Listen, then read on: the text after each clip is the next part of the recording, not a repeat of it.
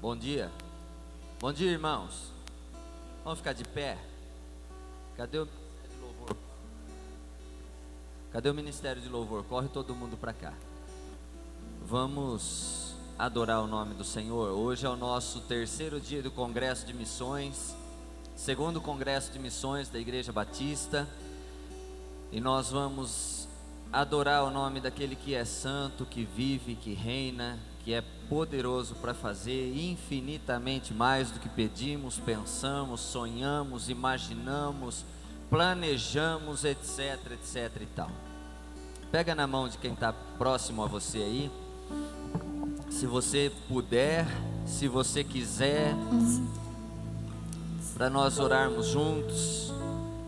Nós queremos também pedir que os internautas que estão nos acompanhando possam compartilhar o link da primeira Igreja Batista com o máximo de pessoas que você puder.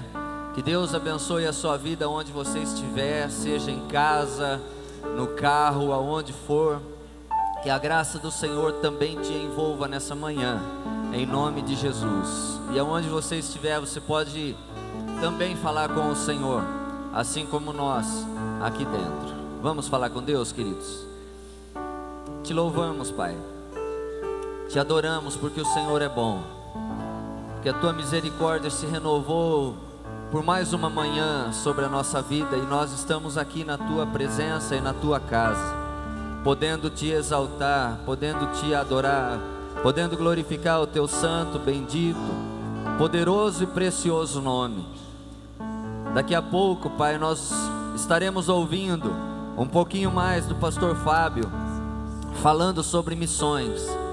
Isto é muito importante, mas nós nesse momento queremos fazer algo muito importante também, fundamental, que é falar com o Senhor, essencial para a nossa vida, que é oferecer ao Senhor o nosso culto racional, o nosso culto matinal, os nossos primeiros momentos no primeiro dia desta semana. Que a tua graça seja derramada sobre essa igreja, Pai, sobre os que já estão aqui, aqueles que estão se dirigindo para cá, sobre os nossos queridos irmãos da internet que nos acompanham pelo site da igreja, pela página do Facebook. Que a graça do Senhor os envolva também, em nome de Jesus.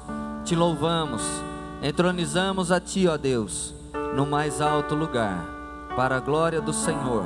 Assim oramos e dizemos: fique à vontade no meio de nós, papai. Essa é a nossa oração nessa manhã. Amém? Amém, queridos? Vamos cantar esse louvor que diz assim, ó: perto quero estar,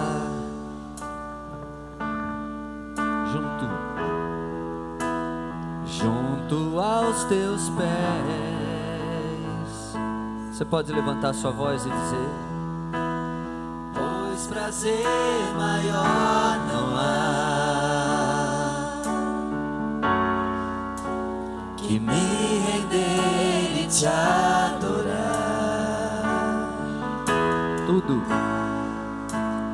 Tudo que há em mim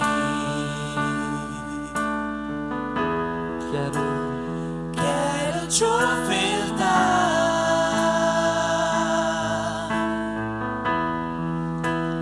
mas ainda é pouco, eu sei,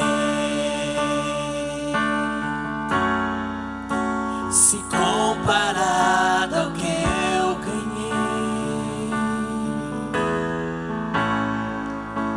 Não sou apenas servo, teu amigo me tornei.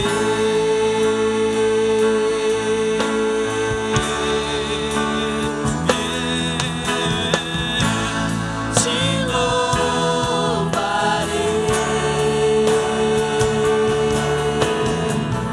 não importam as circunstâncias,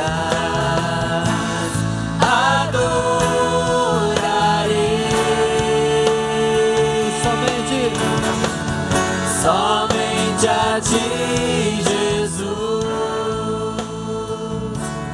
desde o início.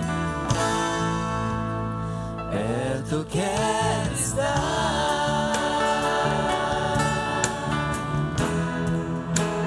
junto aos teus pés, pois prazer maior não há que te render e te adorar. Tudo que há em mim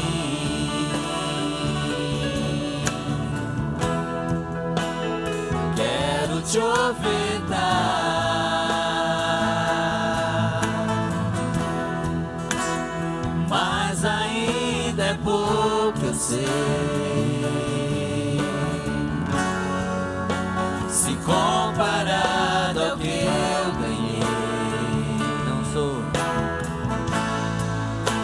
Não sou apenas servo, teu amigo me tornei.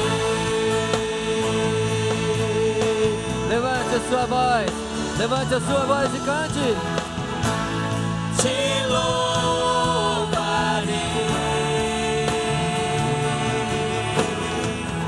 não importam as circunstâncias,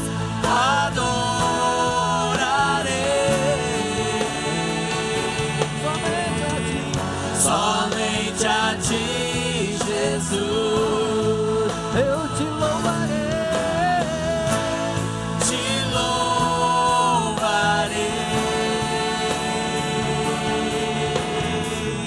Não importam as circunstâncias, adorarei Somente a ti. somente a ti, Jesus, Somente a ti. somente a ti, Jesus,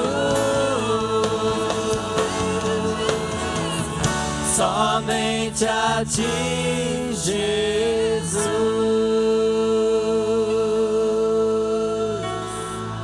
Aleluia, aplauda o Senhor. Ele é bom. Salmo de número 48 diz que grande é o Senhor. Vamos cantar e celebrar o Senhor juntos, com as palmas, com cânticos, com ações de graças, essa canção.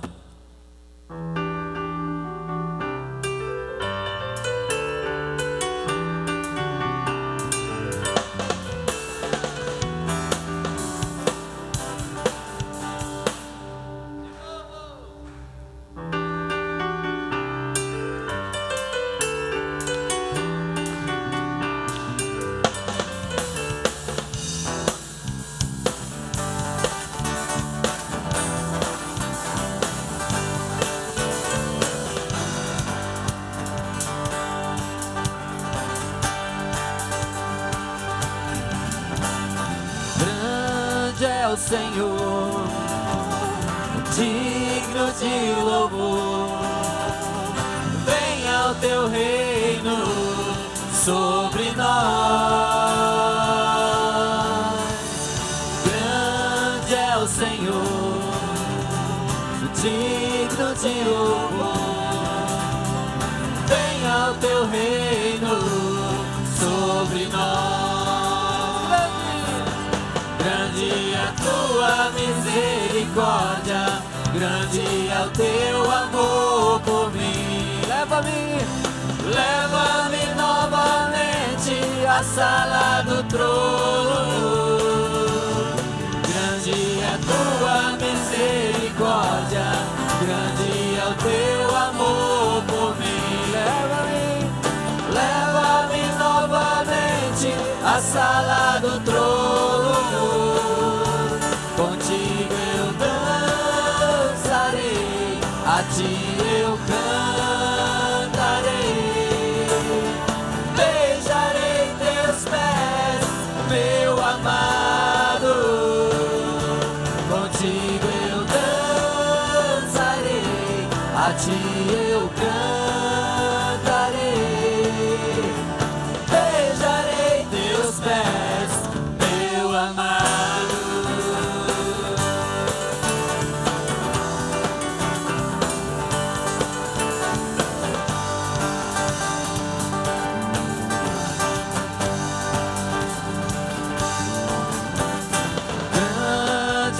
Senhor, digno de louvor.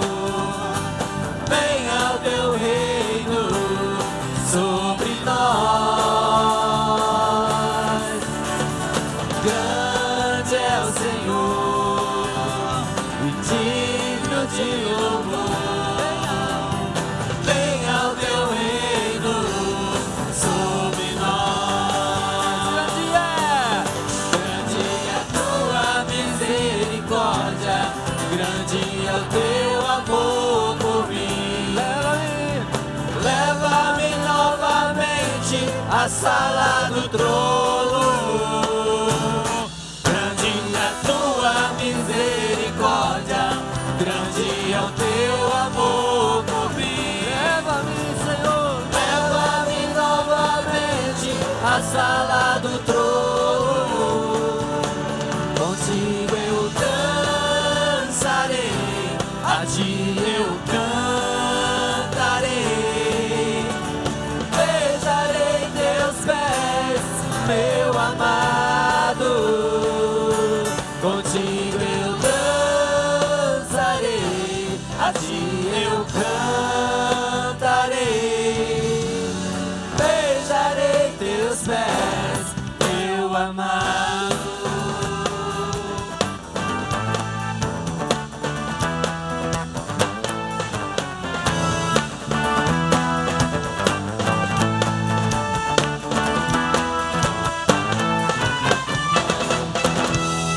Amém?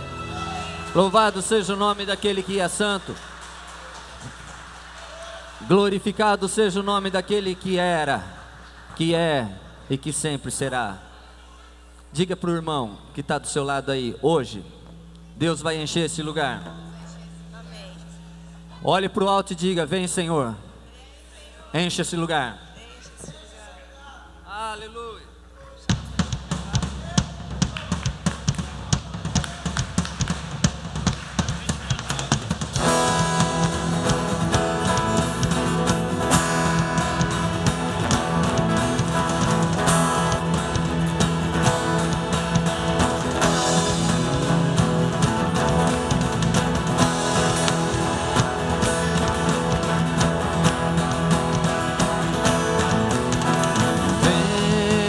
Senhor, encher este lugar. Vem, Senhor, encher esse lugar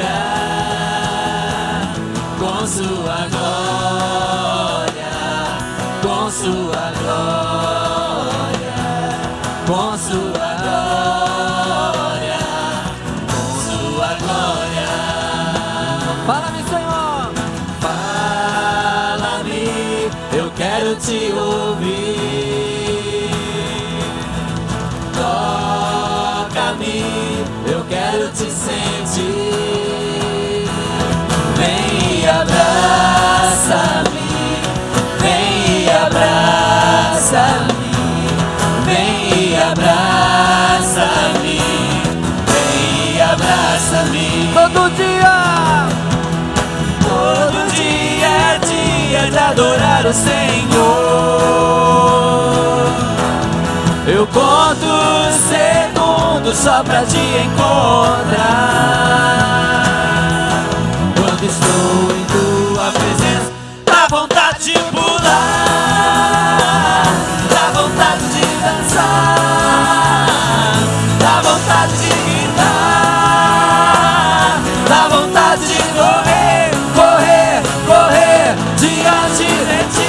Dá vontade de pular, dá vontade de dançar, dá vontade de gritar, dá vontade de correr, dá vontade de pular, dá vontade de dançar. Hey, yeah.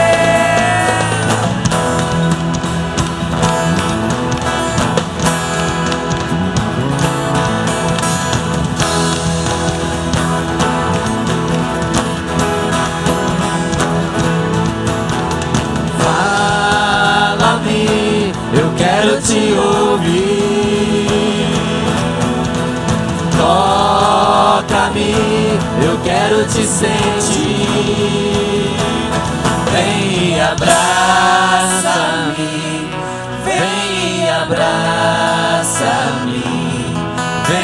e abraça-me, vem e abraça-me. Todo dia É dia de adorar o Senhor. Eu conto os segundos só pra te encontrar. Quando estou em tua presença, dá vontade de pular, dá vontade de dançar, dá vontade de gritar, dá vontade de correr, correr, correr diante de ti. Dá vontade de pular, dá vontade de dançar, dá vontade de gritar, e dá vontade de correr, e dá vontade de pular, e dá vontade de dançar. na tua presença, Senhor, dá vontade de correr, cantar de alegria, de te conhecer, Senhor, de erguer as minhas mãos, de te adorar, Senhor, dá vontade de pular, dá vontade de dançar, dá vontade de gritar, dá vontade de correr, e dá vontade de pular, e dá vontade de dançar.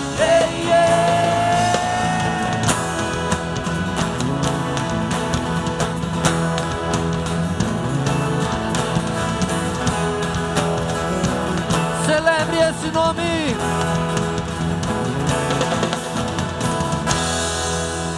Glória a Deus.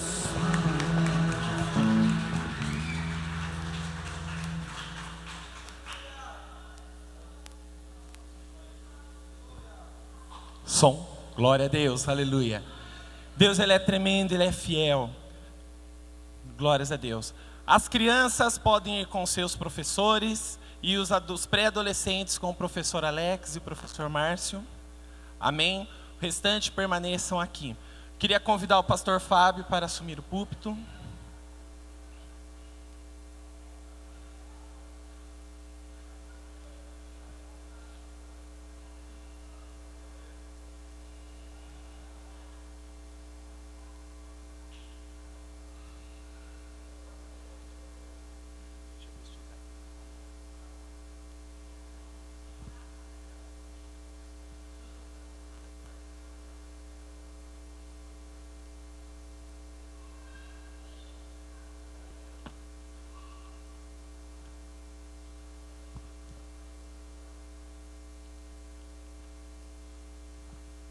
Bom dia, queridos e queridas, a graça e a paz do nosso Senhor Jesus, amém? Amém? Então, tá bom. Quem puder chegar mais para frente, eu quero ver você mais de perto. Então, temos lugares aqui. Então, fiquem à vontade. Eu quero falar hoje sobre o Evangelho de Lucas, capítulo 10.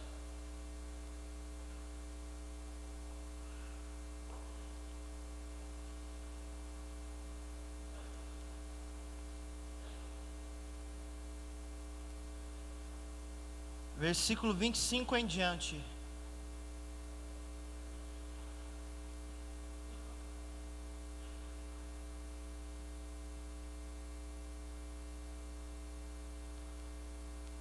Lucas 10, 25. É o texto do bom samaritano. Eis que certo homem, intérprete da lei, se levantou com o intuito de pôr Jesus à prova, e disse-lhe: Mestre, que farei para herdar a vida eterna?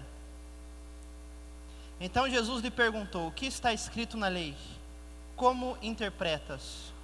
A isto ele respondeu: Amarás o Senhor teu Deus de todo o teu coração, de toda a tua alma, de todas as tuas forças e de todo o teu entendimento, e amarás o teu próximo como a ti mesmo. Então Jesus lhe disse: Respondeste corretamente. Faze isto e viverás. Ele, porém, querendo justificar-se, perguntou a Jesus: Quem é o meu próximo?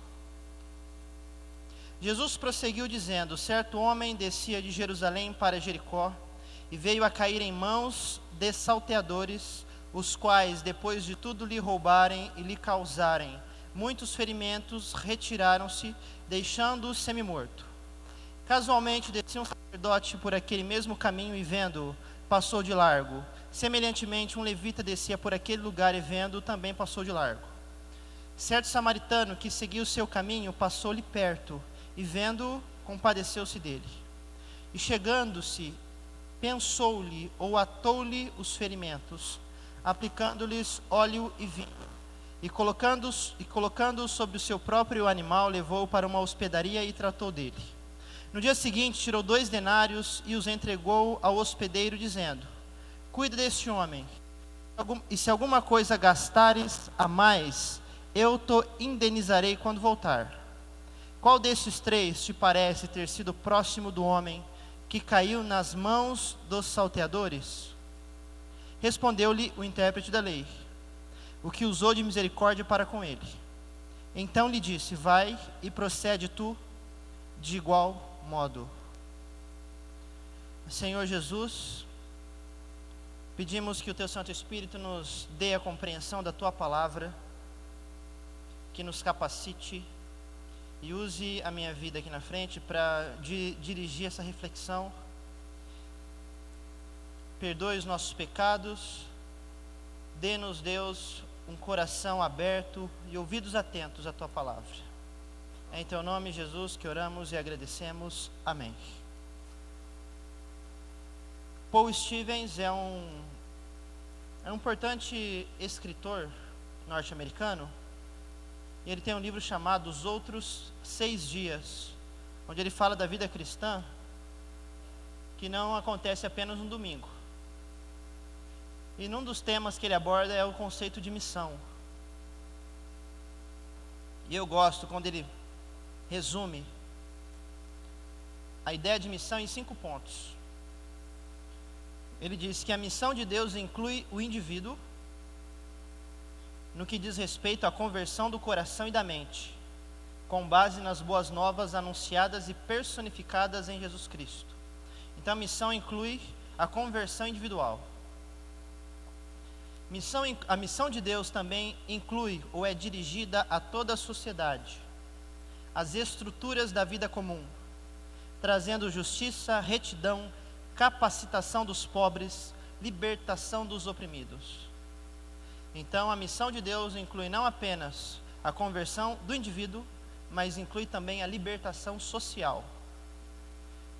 Porque biblicamente falando, não adianta nada o indivíduo se converter a Deus, sendo que o sistema não é convertido. Então o camarada, ele se converte, ele começa a vir à igreja, né, e andar com Jesus, mas ele tem uma vida de opressão no seu trabalho. Isso tudo contribui para que a sua vida individual e a sua caminhada com Deus seja mais difícil. Quando as estruturas mundanas estão sujeitas ou sujeitadas ao reino de Deus, fica mais flexível o desenvolvimento da vida cristã. E essas estruturas têm que ser tocadas pela justiça, pela paz bíblica. Quando nós falamos no shalom, que é a expressão, a palavra hebraica para paz, essa paz que Deus derramou na vida de Israel durante alguns momentos da história, e essa paz que também, de acordo com o Antigo Testamento, seria marca do governo do Messias, né? As predições do Antigo Testamento sobre o Messias trazem a ideia do shalom. Então o Messias iria governar através da justiça e da paz. Paz significa paz de coração, né? O Messias traria paz de coração ao seu povo, mas também essa paz inclui uma paz social, onde as pessoas teriam os bens repartidos entre si, ninguém ia ter mais do que o outro. Essa paz inclui uma paz com a criação. O ser humano, governado pelo Messias, não mais mataria os animais ou as plantas, subjugaria, destruiria a criação, mas iria cuidar dela. Porque um conceito de missão é cuidar do jardim que Deus nos deu. Quando Deus cria Adão e Eva, Deus dá o jardim do Éden e diz assim para os pais da raça humana: cuidem do jardim. E depois da queda, no pecado, Adão e Eva e a raça humana começam a destruir o jardim. Então missão inclui o cuidado do jardim. Missão inclui a propagação da paz, uma paz integral, não apenas a paz de coração, mas uma paz social. Uma paz onde todos tenham o que comer. Uma paz onde todos sejam justos e recebam a justiça. Então a igreja que caminha com Jesus, ela deve zelar por essa paz. Isso é missão. Inclui mudança nas estruturas de vida. Um terceiro ponto ressaltado pelo Stevens é que a missão de Deus reflete a toda a criação, conservação, desenvolvimento sustentável e renovação da terra. No modo de vida capitalista que nós vivemos, a terra, ela é sempre utilizada porque o produtor quer ter lucro sempre. Então a terra cansa. Se a terra cansa, isso gera um problema em termos econômicos e também em termos naturais, ecológicos para o mundo. Deixar a terra descansar no 7º dia ou no 7º ano, de acordo com o Antigo Testamento, é compatível com aquela ideia do sábado, de que o ser humano deve trabalhar 6 dias e descansar no 7º. Que é compatível à ideia de que Deus fez todas as coisas durante 6 dias e descansa no 7º. E esse descansar de Deus não é porque ele se cansou ao criar, mas esse sábado, o descanso de Deus é porque Deus cria e se contenta e se alegra com a sua criação. Então nós devemos pegar essa ideia do sábado, do Shabá, né, na linguagem também hebraica, e aplicar à vida humana, à terra. Nós também precisamos descansar, ou seja, nos alegrar com a vida. O sábado no Antigo Testamento é alegria, é contentamento, é cuidar da terra, ou seja, cuidar daquilo que nós temos de bem mais precioso, cuidar do jardim. Missão também diz respeito a zelar por isso. A missão de Deus, no 4º ponto, é dirigida a formas de pensamento e cultura que moldam a maneira como as pessoas pensam e agem. Então a missão de Deus envolve mudança cultural, pensar de modo diferente, viver e praticar de modo diferente. Não adianta nada a igreja crescer se ela está adaptando o sistema mundano para dentro de si. A igreja de Jesus Cristo, ela deve levar o reino de Deus. E o nosso modo de pensar e de viver deve estar baseado nesse reino. E o texto do Bom Samaritano está tratando sobre isso. É uma nova forma de pensar a vida. É um novo modo de agir com relação ao nosso relacionamento com Deus e com o ser humano. E por fim, a missão de Deus é dirigida aos poderes, a toda a gama de estruturas e seres espirituais decaídos que prejudicam o avanço de Deus na terra. Quando a igreja é missionária, ela tem que ser luz. Ela tem que inibir a ação das trevas.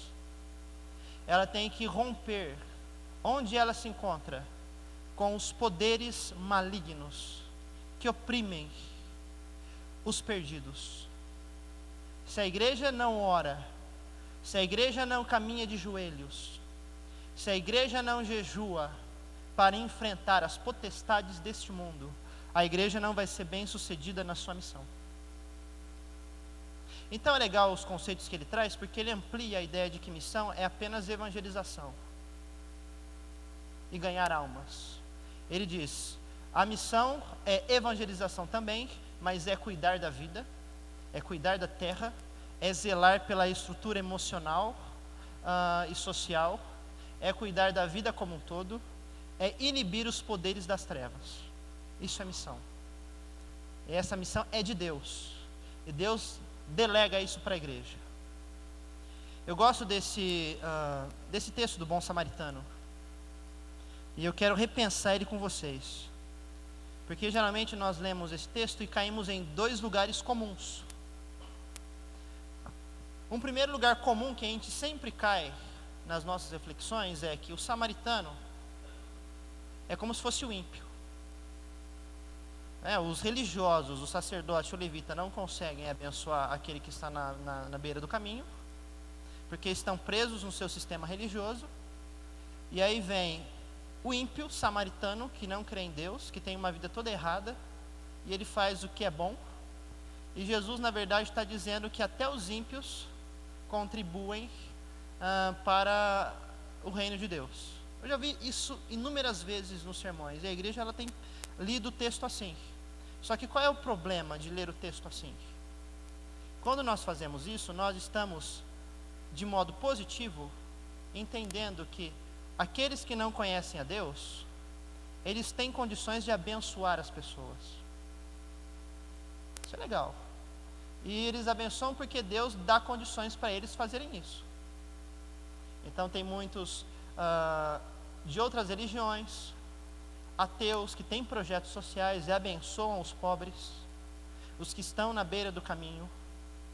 E eles só conseguem fazer isso porque Deus dá condições para eles.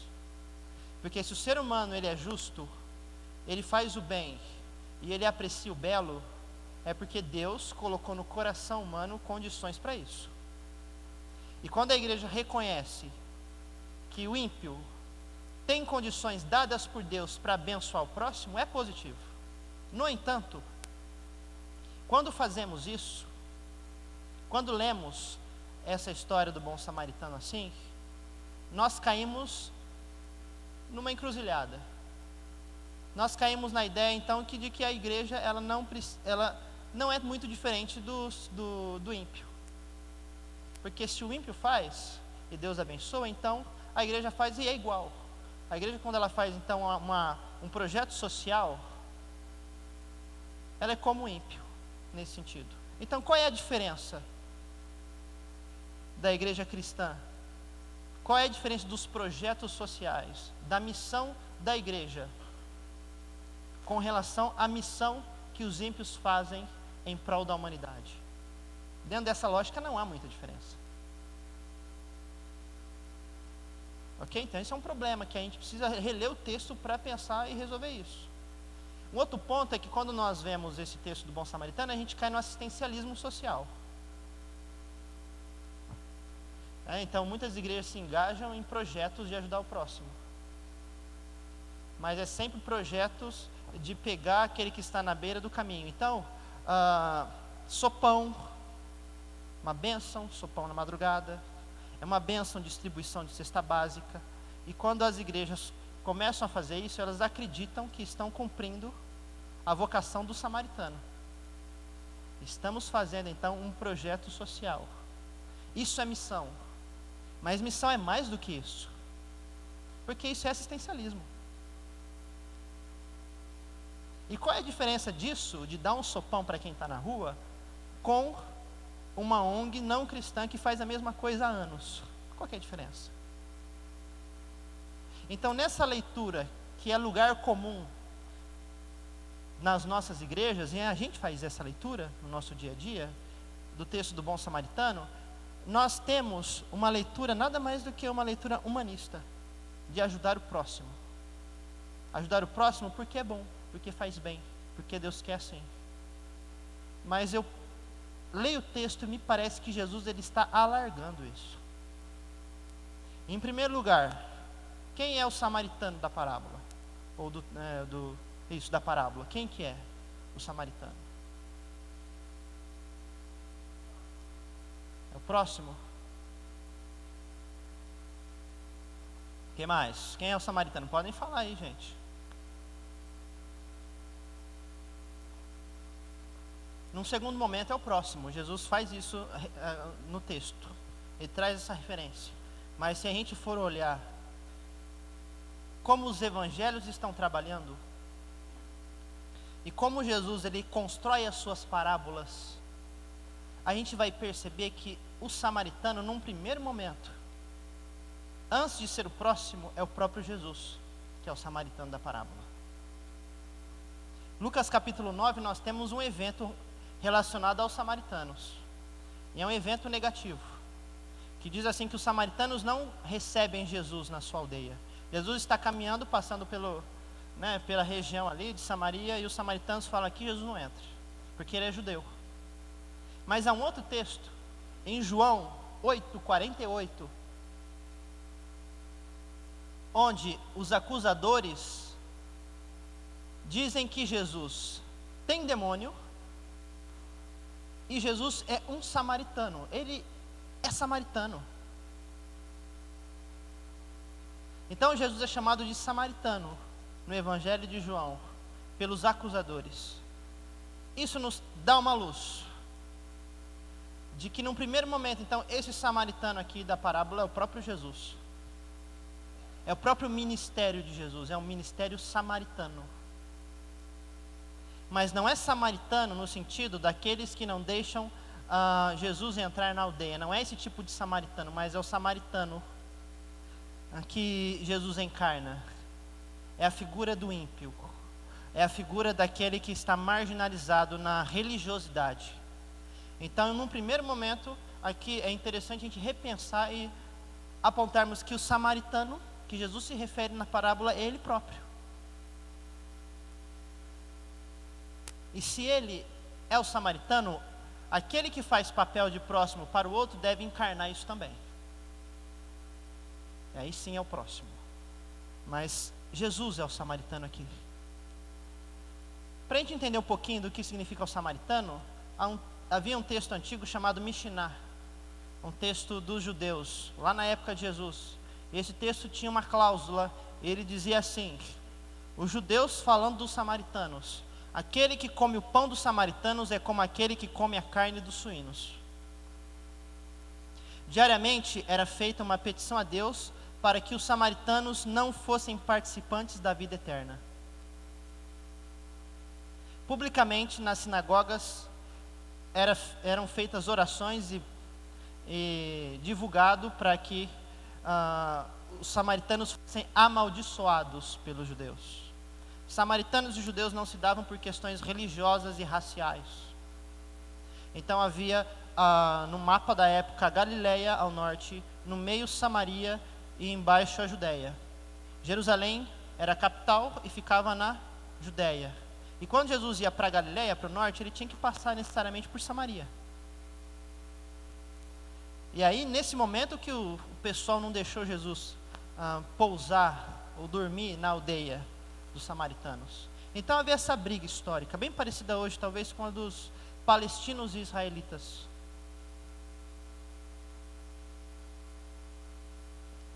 Se Jesus, então, é o bom samaritano, Jesus convida a igreja para ser samaritana. O que significa samaritana aqui? É portadora de uma outra espiritualidade, porque o samaritano ele porta uma outra espiritualidade diferente da espiritualidade dos religiosos. A igreja samaritana é uma igreja que não deve ser moldada pela instituição. A instituição é interessante sim, mas a igreja samaritana é uma igreja que tem que estar na rua. Notem que esse é o grande diferencial do samaritano com relação aos religiosos. O samaritano ele vai para a rua e ele encarna as dores do mundo, ou seja, daquele que foi roubado. O sacerdote, o levita, não consegue encarnar as dores das outras pessoas, porque eles passam ao largo. Eles estão institucionalizados. Lembrando que aqui, quando o texto diz assim, Jesus contando a parábola, certo homem descia de Jerusalém para Jericó. É importante a gente lembrar que Jesus está conversando com o mestre da lei, e o mestre pergunta a Jesus: o que eu farei, o que eu preciso fazer para herdar a vida eterna? E aí Jesus faz uma referência à lei. O que está escrito na lei? O mestre responde: amarás o Senhor teu Deus de todo o teu coração, de toda a tua alma, de todas as tuas forças e de todo o teu entendimento. E amarás o teu próximo como a ti mesmo. Amor aqui é ágape.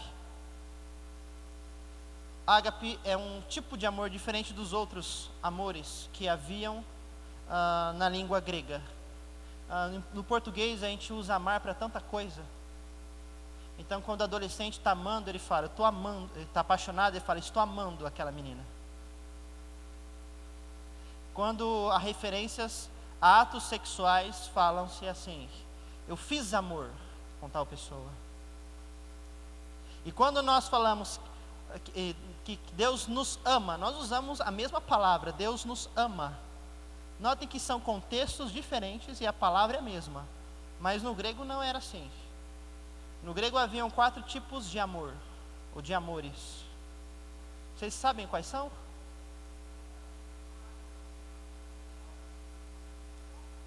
Isso. Então, eros, que é o amor sexual, é o erótico. O storge, ou storge, que é o amor familiar entre pessoas da mesma família, que inclui o afeto, que inclui a fraternidade. O filéu ou filia é o amor entre amigos. E o ágape, que é um amor que em toda a literatura antiga só aparece no Novo Testamento. Então é um amor propriamente cristão, que tem como ponto de partida a cruz de Cristo. E o ágape, ele nos diz algo. Ele diz assim, que Deus olhou para a sua criação, se entrega a ela, é um Deus que transborda. Então o ágape é um amor missional, no sentido de que Deus se aproxima da criação, Deus vem ao encontro da sua criação, se dobra para servi-la e considera a criação, aqueles que estão salvos, como todos iguais. Ninguém é melhor do que ninguém, porque Deus ama a todos indistintamente. E tem um tom de incondicionalidade. E é incondicional porque tem a marca da cruz. Então, quando ao amarás o Senhor teu Deus, há uma referência aqui ao amor ágape. A palavra amarás é ágape. Amarás o Senhor teu Deus e amarás o próximo como a ti mesmo é ágape. Então, no texto de Lucas há uma referência ao ágape. Só que esse ágape ele não anda sozinho aqui. No versículo 33, há uma outra palavra importante. Diz assim que o samaritano se compadeceu daquele que estava no caminho. Essa palavra compadecer, ela é no texto essencial, porque ela está caminhando junto com o ágape. E esse compaixão não é dó. Mas o compaixão é aquele sentimento que vem das entranhas. Que não é só sentimento, é uma atitude que vem do fundo da alma. Então quando diz o samaritano se compadece daquele que está na beira do caminho, ele não quer dizer que ele sentiu dó. Quer dizer que ele se fez como o que estava no meio do caminho. Essa palavra grega tem essa força. Se fez como ele. Se colocou no lugar dele. Amou como se fosse o próprio Deus ali. Uma outra palavra importante aqui está no versículo 37. Quando o intérprete diz assim, que o próximo é aquele que usou de misericórdia para com o que estava no caminho. Essa palavra misericórdia é o eleos. É a palavra grega importantíssima, porque misericórdia nos dá a ideia aqui do irromper do amor divino no meio de uma realidade de desgraça. Aquele que usa de misericórdia, o samaritano que usa de misericórdia para com aquele que estava no meio do caminho, ele tem misericórdia, ou seja, ele permite, ele dá espaço para que o amor de Deus venha irromper e transbordar dentro de uma realidade humana de desgraça. Ágape, compaixão, que está ligado a entranhas, e misericórdia, a irrupção do amor de Deus numa realidade de desgraça. São 3 palavras no texto que regem o que Jesus está dizendo, que regem a atitude do samaritano. Então o samaritano aqui, ele é diferente dos religiosos, porque ele vive o ágape, porque ele tem uma compaixão profunda. e porque ele é misericordioso. Enquanto o mestre da lei discursa o que deve ser feito, é o samaritano que pratica. Aí Jesus diz assim: vai e faz igual ele fez. Ou seja, pratique como ele fez. Faz igual. Faça e viverás. E terás vida abundante. Olha como Jesus está norteando então a caminhada missional da igreja. Dizendo o quê? Que a igreja tem que estar nas ruas, que a igreja tem que ser portadora ou porta-bandeira do ágape, que a igreja deve viver essa compaixão, que não é dó, mas é simpatia. Sabe o que a palavra simpatia significa? Quando você é simpático com relação a outra pessoa. A palavra pathos, simpatia vem de duas palavrinhas gregas aqui. O pathos é o sentir, e o sim é sentir com. Quando a igreja é uma igreja simpática nesse sentido, é uma igreja que sente com o outro, toma as dores do outro para si. Então a igreja tem que ser peregrina. E é interessante que Jesus diz assim: peregrino tem que estar na rua, caminhando, peregrinando, porque se a igreja ela fica só fechada em si, ela não consegue entender as dores do mundo. Ela não consegue participar do sofrimento do outro. Ela não consegue sentir com o outro. Ela apenas analisa, ela faz uma oração fria, ela cria uma teologia afastada da realidade, ela cresce em torno do seu próprio umbigo. Por isso a igreja tem que ser samaritana, porque Jesus foi assim, Jesus é assim. Jesus assume para si esse papel, essa figura do samaritano, do amaldiçoado. Quem que é um samaritano? É um amaldiçoado pelos judeus.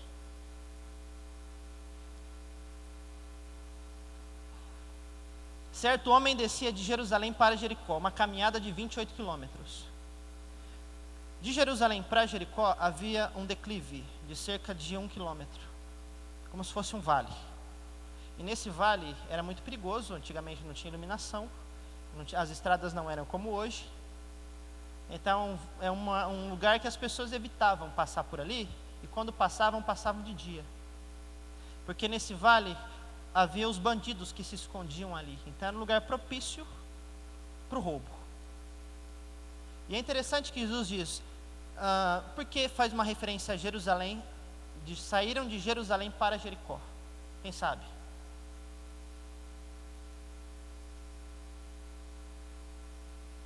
Haviam 3 festas religiosas em Jerusalém durante o ano: festa da Páscoa, dos tabernáculos e dos Pentecostes. Os religiosos e todo o povo judeu ia para essas festas. Eles festejavam, adoravam a Deus no templo em Jerusalém. Jesus está contando a parábola depois da festa. O que está acontecendo aqui é depois da festa. Eles, esse pessoal aqui, sacerdote e levita, eles foram para Jerusalém e foram para a festa, foram para servir no templo, e agora eles estão retornando para suas casas. É um retorno para casa aqui.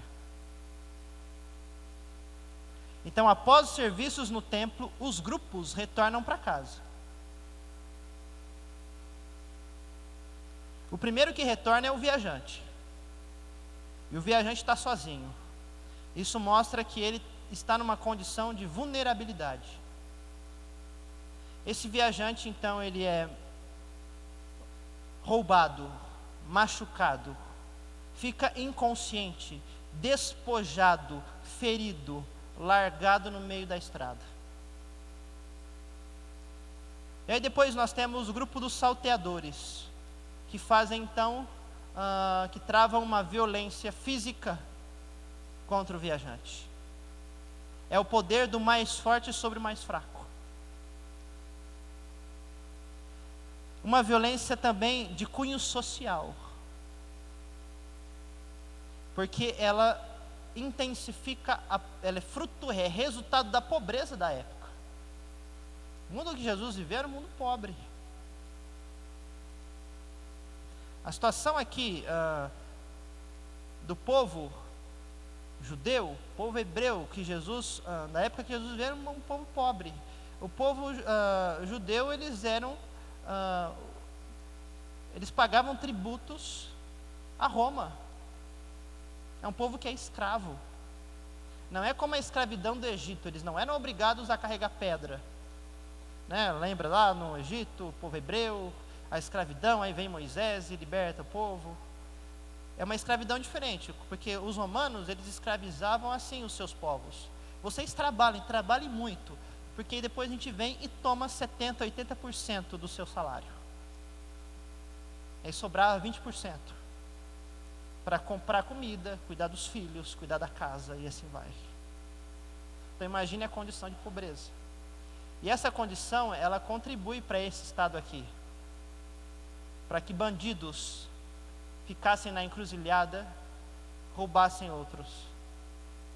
Então há um espírito de violência personificado pelos salteadores, e eles abusam do mais fraco, que é o viajante. Aí vem o sacerdote. O sacerdote estava saindo de Jerusalém, então ele prestou culto a Deus, a Javé, e está voltando para sua casa, Jericó. Os estudos sobre o mundo antigo dizem assim que haviam cerca de 12 mil sacerdotes que moravam em Jericó. Pouca coisa, não? 12 mil? E aqui Jesus está pegando um do grupo, um sacerdote só, para apontar o grupo. O sacerdote, ele era responsável por representar o povo perante Deus. Por isso ele fazia os sacrifícios, as suas orações, era o representante do povo. O sacerdote aqui, ele estava voltando para sua casa. E o sacerdote, ele tinha uma posição social diferente da do povo. Ele vivia com as coisas do templo. Os estudos da época dizem assim que provavelmente esse sacerdote, ele estava andando aqui a cavalo, porque dificilmente um sacerdote transitaria de Jerusalém para Jericó a pé. Então ele está a cavalo. Ele está a cavalo, e ele, como sacerdote, tem que respeitar as leis de Deus. E havia uma lei que dizia assim, que o sacerdote, ele não poderia se contaminar com um não-judeu.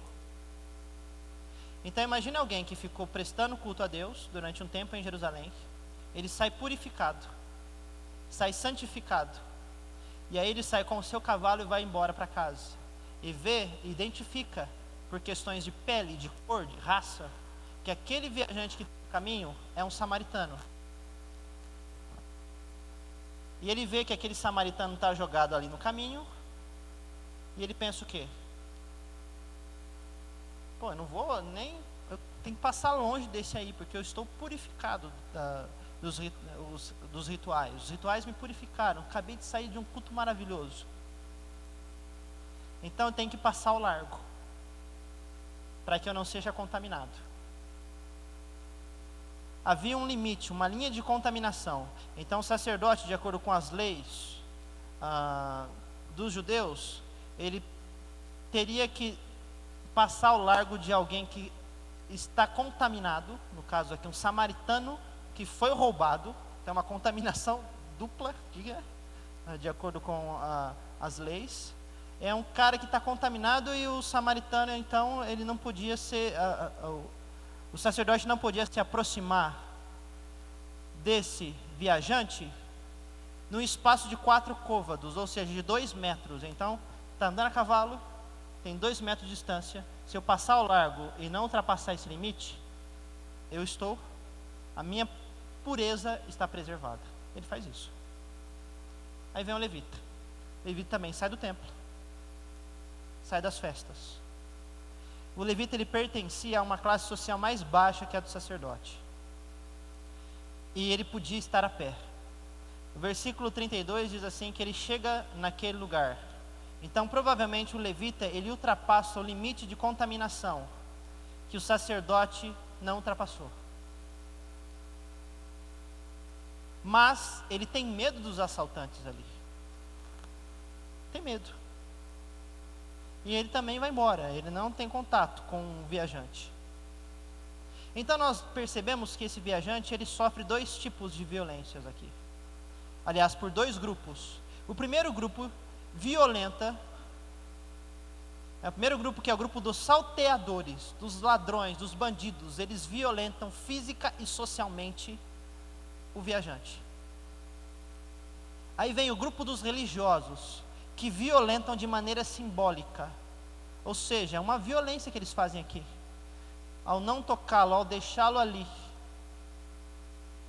É simbólica no sentido de representativa, não deixa de ser violência, o que os religiosos fazem aqui.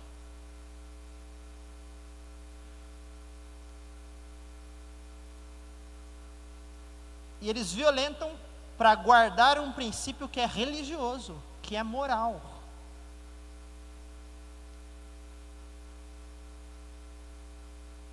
Aí vem o samaritano, e depois o sacerdote, do levita.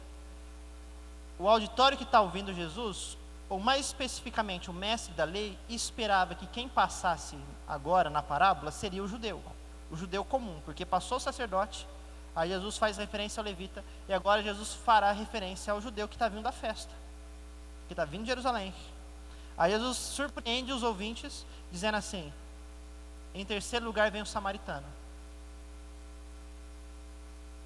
Os ouvintes de Jesus estavam esperando assim: em terceiro lugar vem o judeu simples do povo, e esse judeu ajuda o viajante. Aí Jesus não faz isso. E vem o samaritano. O samaritano tem uma relação entranhável, que vem das entranhas para com o ferido. Ele ultrapassa a linha de contaminação que o sacerdote tinha tanto medo de ultrapassar. O samaritano, ele não tem medo dos salteadores. Aliás, ele se expõe, porque a pausa no caminho do samaritano com certeza poderia atrair outros bandidos e falar assim: agora vamos pegar esse camarada aqui. Notem a coragem que o samaritano tem para parar na beira do caminho, e aqui ele estava de jumentinho, que era um animal para os pobres. Só os pobres andavam de jumentinho. Os de classe mais alta, como sacerdote, andavam a cavalo. Ele, para parar o seu jumentinho, descer, chegar naquele viajante, pegar o viajante no colo, olha o tempo que ele precisa. Nisso ele poderia então ser assaltado também. Jesus está nos ensinando o que aqui? Que a igreja, quando é uma igreja samaritana, ela tem que ir ao encontro do outro, daquele que está necessitado, do perdido, do machucado, do ferido. E ir ao encontro desse outro, tornar-se próximo dele, porque Jesus está invertendo a pergunta do mestre da lei. O mestre da lei pergunta assim: Jesus, quem é o meu próximo?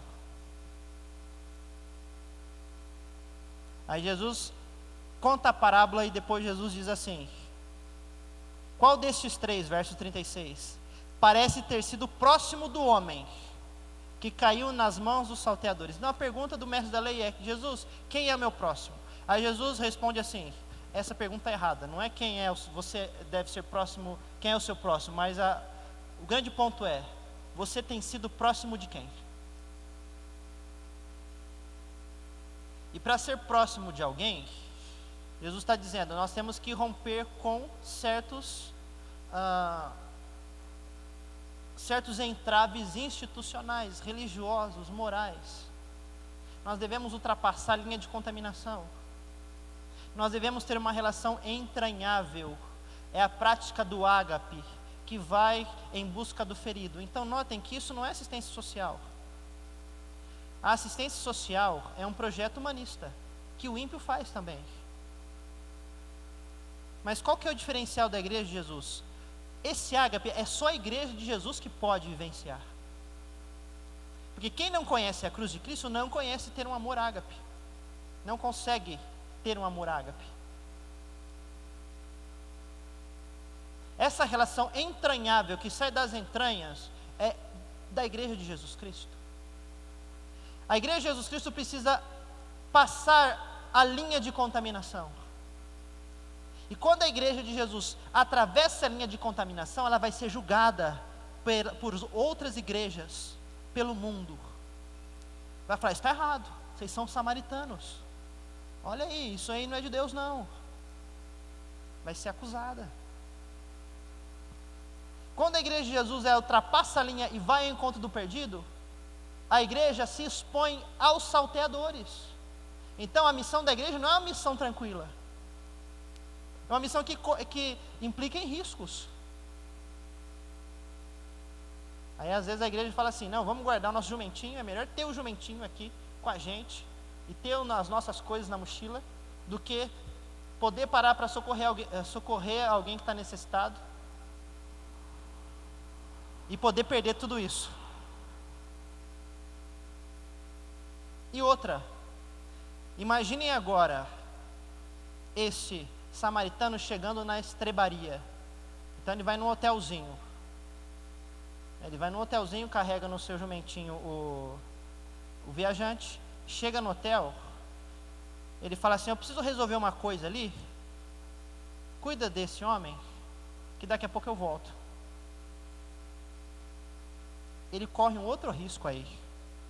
Qual o risco? Dele chegar como samaritano num lugar, num hotel de judeu, e falar assim, ó, eu trouxe esse cara que está todo machucado aqui, cuida dele. O que o dono do hotel podia pensar? Esse cara bateu nele, o samaritano bateu no viajante, e agora eu vou espalhar para todo mundo que ele é o transgressor, que ele é o que violentou. E esse cara não vai conseguir sair daqui das redondezas. Ele correu risco de vida aqui. Levar o viajante, todo machucado, para a estrebaria, expôs o samaritano à morte. Fazer missão, seja urbana, nacional, transcultural, é estar exposto à morte. É estar exposto à negação dos religiosos, dos moralistas. A caminhada de Jesus foi assim. Por que Jesus é o samaritano? Porque quando Jesus está fazendo a sua obra, o seu ministério, quais são os títulos que ele recebe dos religiosos? Ele tem demônio. Fazer a missão de Jesus é receber um título desse. Ah, ele é samaritano. Notem então que o samaritano ele precisa compensar os atos de todos os outros personagens. O samaritano precisa compensar a violência física e social recebida pelo viajante por parte dos salteadores. E o samaritano precisa compensar a violência religiosa e simbólica realizada pelos religiosos, sacerdote e levita. Por isso é uma atitude de compaixão. Por isso é o ágape aqui em ação. Porque o samaritano faz mais do que ele poderia fazer, e do que estava como a sua incumbência. Ele vai além, porque ele tem que ressarcir, ele tem que compensar a violência que o viajante sofreu por parte dos salteadores e religiosos. Gente, isso é maravilhoso. Isso é doação. Isso é entrega. Isso não é um projeto humanista, um assistencialismo social, mas isso é reino de Deus. Reino de Deus é o estado de coisas onde só a vontade de Deus é feita. Jesus veio para trazer e implantar o reino de Deus. E no reino de Deus, inaugurado e implantado por Jesus, é um reino onde os últimos serão os primeiros. É um reino onde o fraco tem vez. É um reino onde os religiosos, os moralistas, perdem o seu posto. No reino de Jesus, é um reino onde os samaritanos são incluídos, onde as crianças e as mulheres têm lugar à mesa. Lembram-se da parábola da grande ceia? O grande homem rico convida pessoas importantes da cidade para se banquetearem na sua casa, mas cada um está ocupado com as coisas da vida. Então ele diz para os seus servos: vão até as ruas e convidem os pobres, os doentes, para que eles entrem na minha casa e comam do meu banquete. Isso é reino de Deus. Isso é missão. Missão delegada por Jesus à igreja. Se a igreja não for samaritana, ela não consegue ser uma igreja missional, missionária. Ela não faz parte da vida de Cristo. Olha que, já estou acabando, viu, gente? Mas preciso fechar com esse ponto aqui. O versículo 33 diz: certo samaritano que seguia o seu caminho passou-lhe perto e vendo compadeceu-se dele, e chegando atou-lhe os ferimentos, derramando em cima daqueles ferimentos óleo e vinho. E colocando-o sobre o seu próprio animal, levou a uma hospedaria. Por que óleo e vinho? O óleo era usado para alívio da dor. O vinho, usado para curar as feridas, porque o suco de uva, ele tem o álcool, e o álcool é antisséptico. Até aí tudo bem. Mas, por outro lado, o óleo e o vinho, eles eram objetos que apenas sacerdote e levita podiam ter em mãos, porque eram objetos utilizados na adoração a Deus. Quem vem com óleo e vinho no caminho é o sacerdote e o levita. Óleo e vinho são aqui objetos de culto a Deus, que não poderiam ser manipulados por um samaritano. Óleo e vinho eram elementos sacrificiais usados na adoração no templo. E a grande ironia dessa história é que quem está com o óleo e vinho puro, saindo do templo, é sacerdote samaritano, e eles não usam para curar as feridas daquele que está no caminho. E o impuro, o samaritano, ele pega esses elementos de adoração cultica, litúrgica, e os profana, no sentido de que usa para as feridas de um viajante, para curar as feridas de um viajante. É como se Jesus estivesse dizendo assim: sacerdote samaritano saem de uma festa, de um culto de adoração a Deus. Mas na verdade quem adora a Deus é o samaritano, porque ele pega os elementos litúrgicos e usam a serviço do próximo, do outro. Essa palavra aqui, no versículo 34, o aplicar óleo e vinho, essa palavra aplicar, que pode ser traduzida também como derramar óleo e vinho, essa palavra grega é uma palavra que provém de uma linguagem litúrgica. A verdadeira adoração a Deus não está centrada no templo.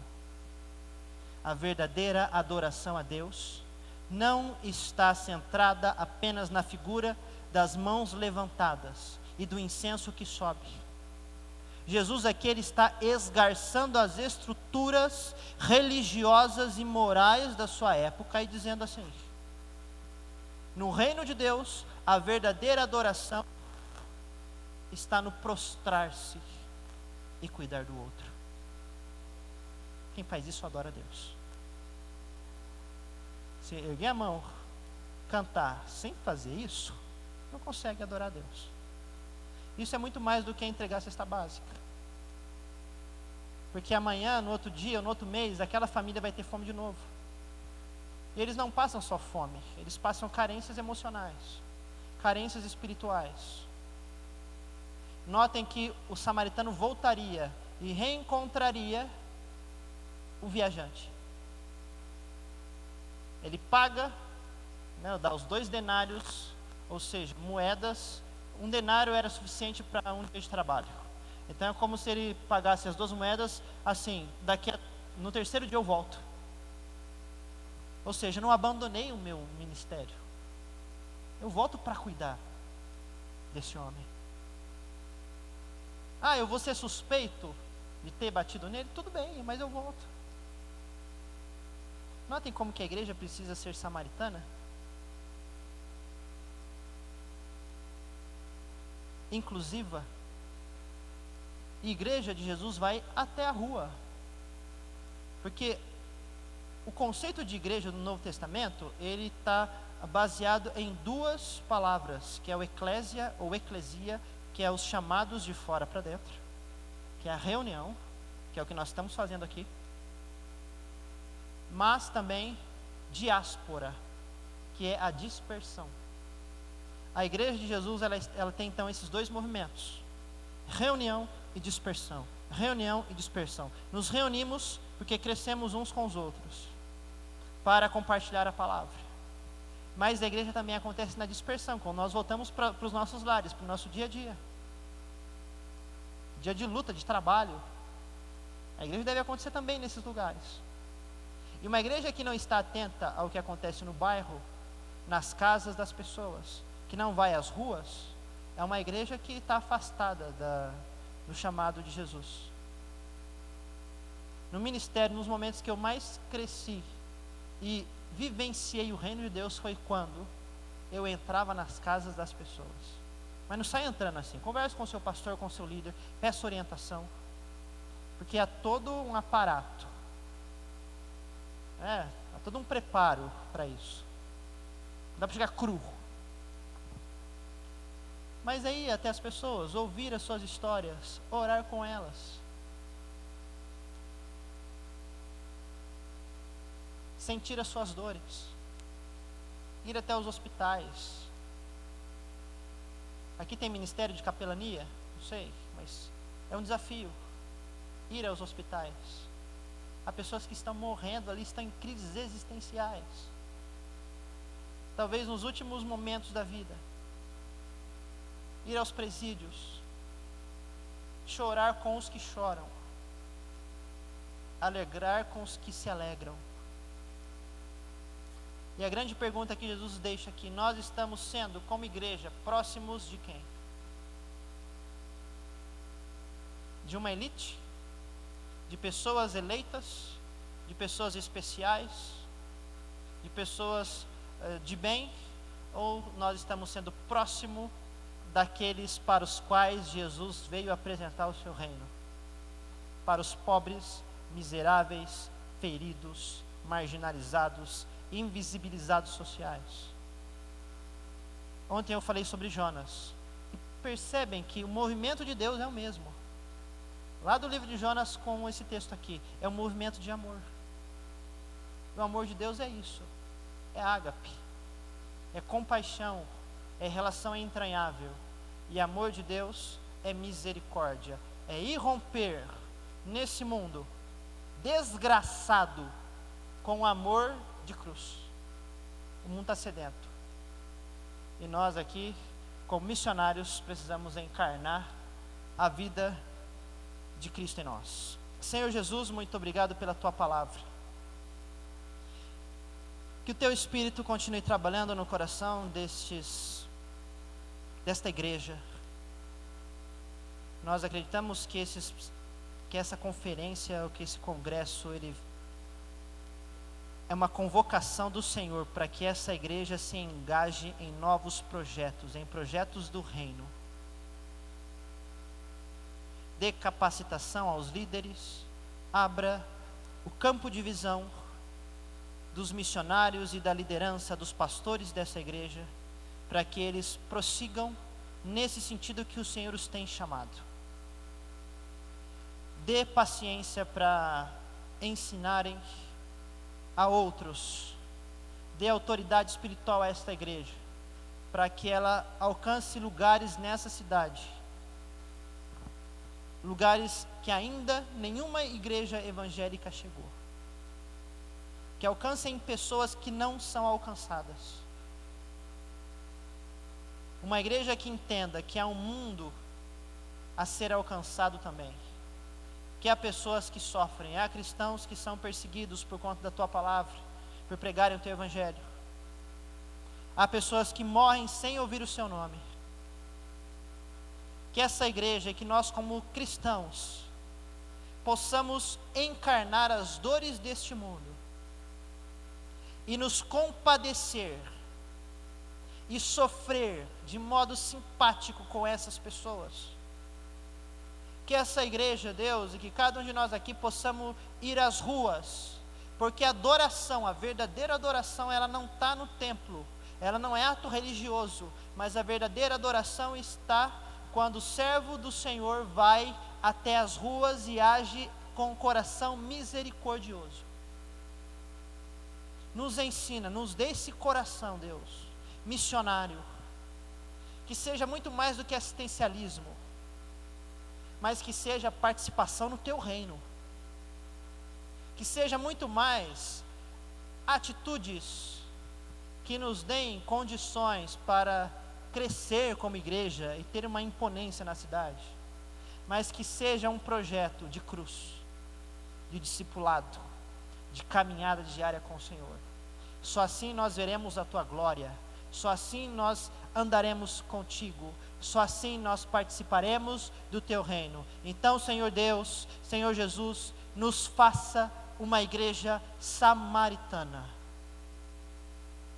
Em teu nome que oramos e agradecemos. Amém.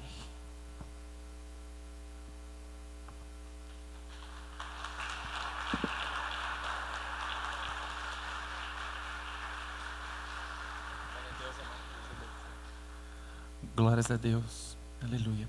Queria convidar o pastor Dorival.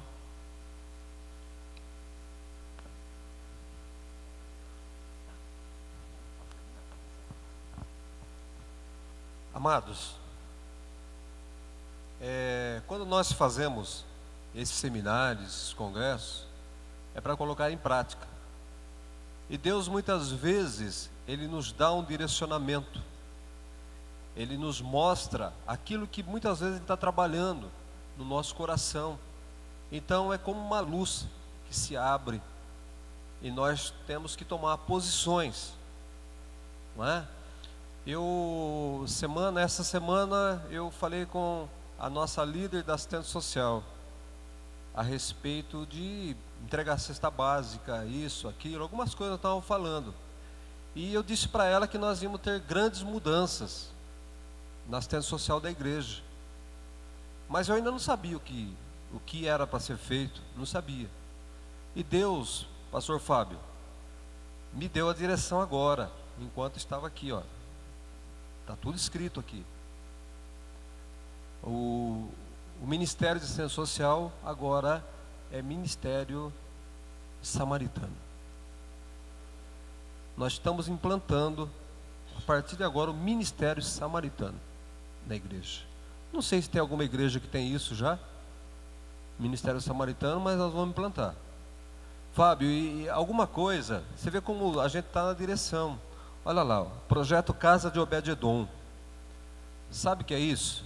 Nós temos, todo ano nós realizamos um congresso, chamamos a cidade toda, temos uma estratégia para isso, e depois nós levantamos aí 35 casas, onde nós mandamos prosseguimento. Lucas capítulo 10, não é? Verso 1, Jesus convoca 70 e manda. Então nós distribuímos em 2 e levamos simbolicamente a arca. Por 3 meses nós ficamos ministrando nessas casas de pessoas não crentes, levando a palavra de Deus. Nós fechamos a igreja de quarta-feira, que era o nosso culto de quarta-feira, a igreja sai, não é? Então é bom para a gente saber que estamos no caminho. O caminho nosso não é perfeito, mas Deus vai nos adequando àquilo que é o Evangelho. Eu estava falando com a minha esposa, meus filhos hoje na mesa. A mesa é importante. Que a igreja perdeu a essência. A igreja perdeu a essência de 4 coisas importantes na vida da igreja, que é o amor. O amor. Perdeu o momento de oração. Perdeu a visão de missão. E perdeu o momento da palavra. Por quê? São os lugares onde nós temos a menor quantidade de pessoas. É num culto de oração.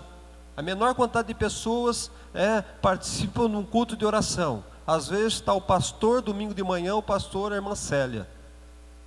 Às vezes, tem 4 pessoas do culto de oração. A igreja não quer orar mais. A igreja perdeu a visão no amor. Ontem nós tivemos o velório de uma irmã.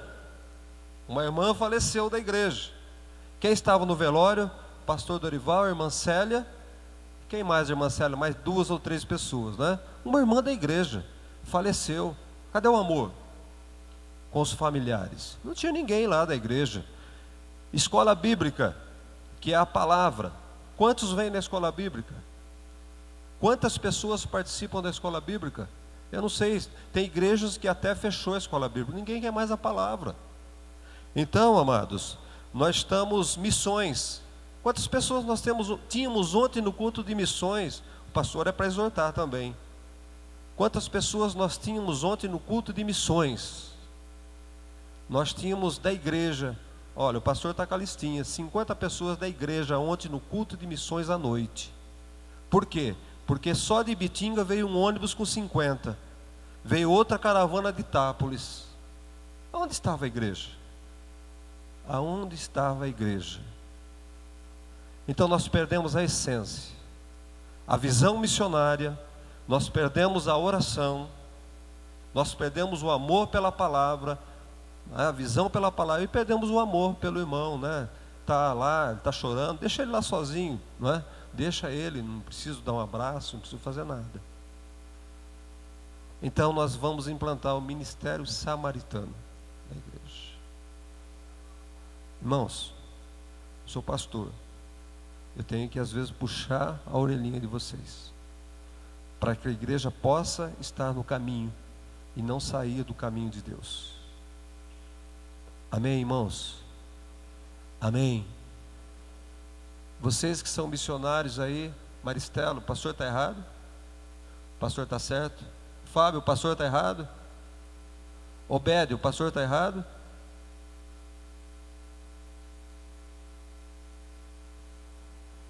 E se eu fizesse um apelo aqui, quem quer fazer parte do ministério samaritano?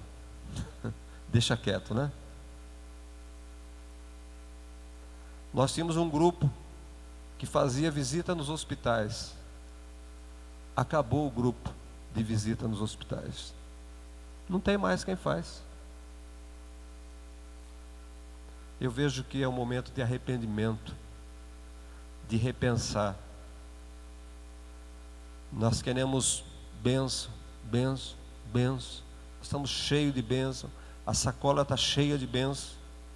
E nós queremos desfrutar a bênção de Deus agora. E estamos acomodados. Estava conversando com o pastor ontem. A igreja, o culto principal da igreja é o da manhã, porque o pessoal querem a tarde livre para ir para os seus ranchos. Não querem mais compromisso com Deus. Antigamente, no meu tempo, irmã Célia, há 30 anos atrás, à tarde, sabe, nós íamos em Boracéia. Nós vínhamos para a escola bíblica, à tarde nós íamos em Boracéia. Eu, a minha namorada, nós íamos ministrar para crianças, um grupo de crianças. E hoje? Aonde nós vamos? O Faustão nos espera, o futebol nos espera. Hoje, quem que joga hoje? Corinthians e quem? Ficamos esperando. Não vou falar nome, né, porque não quero comprometer, mas ficamos esperando o futebol, o jogo que vai ter à tarde. Eu vejo que é momento de contrição e voltar para a palavra de Deus, voltar para a essência da igreja, voltar para o evangelho, irmãos. Vamos parar de oba-oba, vamos parar de bênção, bênção, bênção, isso e aquilo e aquilo. Aonde nós estamos indo? O que nós estamos fazendo? Então, esses simpósios servem para nós pararmos e pensar, gente, aonde nós vamos? Amém? Vamos colocar em pé e vamos pedir perdão a Deus. O quanto que nós temos nos desviados da essência, da verdade, daquilo que é o Evangelho de cruz. Ainda domingo falamos e passamos um vídeo, mas parece que não cai a ficha. Aliás, estão tirando os orelhões da rua, não vai cair mais ficha mesmo, né? Porque está acabando os orelhões, não cai mais ficha. Coloque a sua vida diante de Deus.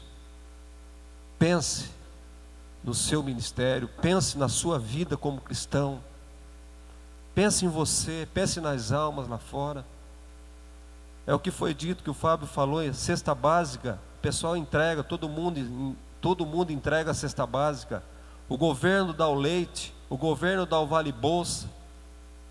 Isso as pessoas fazem, a igreja tem que ir mais além. Jesus disse para nós irmos mais além do que o ímpio faz. O Rotary faz mais do que a igreja. Sabe, amados? Os espíritas fazem mais do que a igreja. Faz mais, porque nós temos uma caixa lá atrás que é para arrecadar alimento. Vê o que tem dentro daquela caixa agora. Vai lá. Nós temos aqui aproximadamente 150 pessoas. Olha o que tem dentro da caixa de arrecadação de alimentos. O ímpio faz mais do que isso. O Rotary faz mais. O espírita faz mais. A igreja católica faz mais. E nós só queremos bênção de Deus. Reflita nessa mensagem, reflita nisso. Nesta manhã, o Senhor vos chama. O Senhor vos chama. O Senhor fala com você nesta manhã. Há tempo de você voltar. Há tempo de você endireitar as suas veredas. Voltar às veredas antigas. O Senhor quer nos direcionar às veredas antigas. Há tempo. Não perca o seu tempo como cristão na face da terra. Se você tem falhado, não estou julgando você, estou falando que o Espírito Santo de Deus me incomoda nessa manhã. Mas se você tem falhado, peça perdão agora a Deus, faça um comprometimento com Ele. Deus, eu quero voltar ao primeiro amor, quero voltar às veredas antigas, eu quero voltar.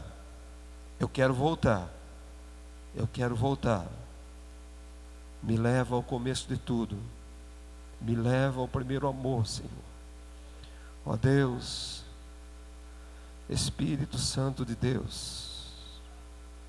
Espírito Santo de Deus. Oh Deus. Ó Deus, eu não sei se tem alguém aqui nesta manhã que poderia me ajudar. Um violão só.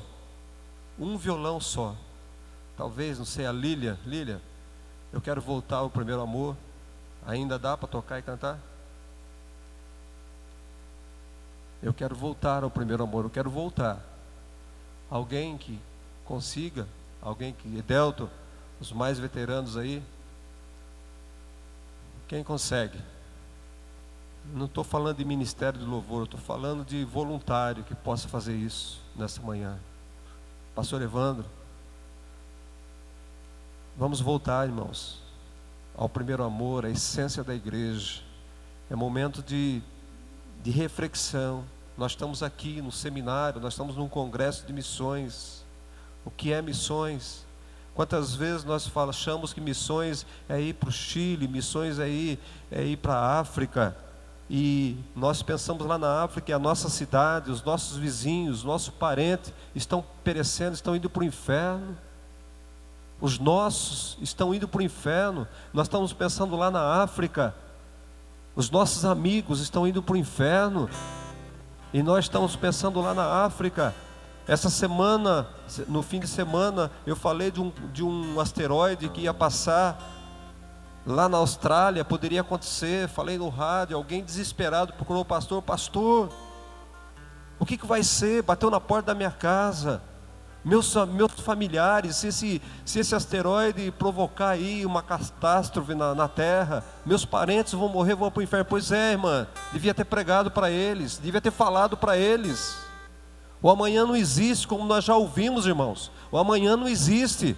Nós não sabemos se teremos amanhã, é agora. Missões é agora, não é para amanhã. É agora. Missões na tua casa, os teus filhos, missões do teu vizinho, os teus familiares, a tua parentela, na tua vila, no teu bairro, na nossa cidade. Você está pensando em ir para onde? Você está pensando em ir para Nova Guiné? Você está pensando em ir para o Japão, para a Inglaterra? E o seu bairro, como é que fica? E o seu próximo, como é que fica? Ou você não tem próximo? Coloca a tua vida diante de Deus nesta manhã. Reflita, repense. Repense a tua vida cristã. Ó Deus. Ó Deus. Ó Deus.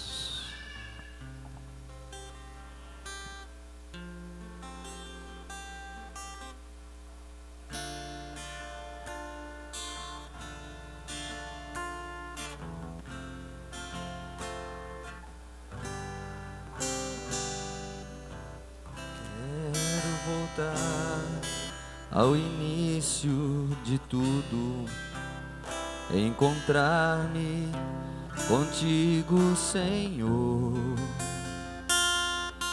Quero rever meus conceitos e valores.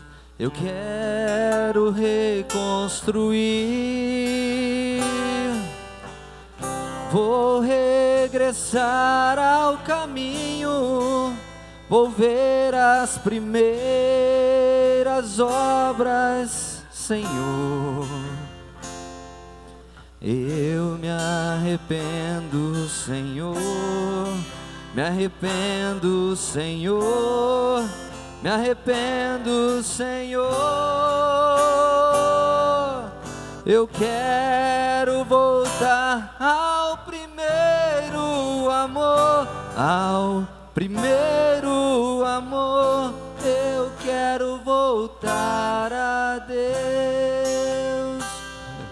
Eu quero voltar ao primeiro amor, ao primeiro amor. Eu quero voltar a Deus. Aleluia. Quero voltar ao início de tudo, encontrar-me contigo, Senhor. Quero rever meus conceitos e valores. Eu quero reconstruir. Vou regressar ao caminho. Vou ver as primeiras obras, Senhor. Eu me arrependo, Senhor. Me arrependo, Senhor. Me arrependo, Senhor.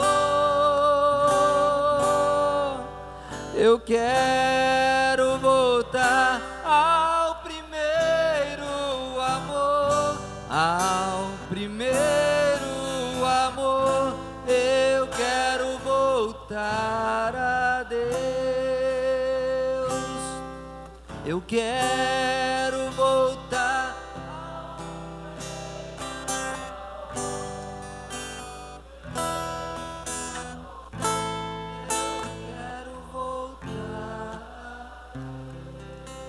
Aleluia.